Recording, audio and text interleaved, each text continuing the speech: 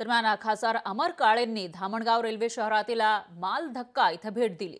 Truck चालक संघटना आणि कामगारांच्या समस्या त्यांनी जाणून घेतलेल्या आहेत। माल धक्का स्थलांतरित करण्याच्या निर्णयावर रेल्वे मंत्र्यांशी बोलून तोडगा काढणार असल्याचं खासदार अमर काळे यांनी म्हटलेलं आहे। तर अमर काळे यांनी इथं जे ट्रक चालक आहेत त्यांच्या समस्या जाणून घेतल्या, त्यांची भेट घेतलेली आहे। खासदार अमर काळेंनी धामणगाव रेल्वे शहरातील माल धक्का इथं जाऊन भेट दिलेली आहे आणि ट्रक चालक संघटना तसंच कामगारांच्या समस्या जाणून घेतल्यात।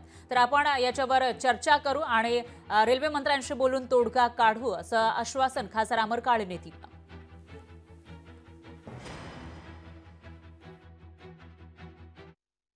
हा माल धक्का इथंच असायला हवा ही सर्व इथल्या लोकांची मागणी आहे।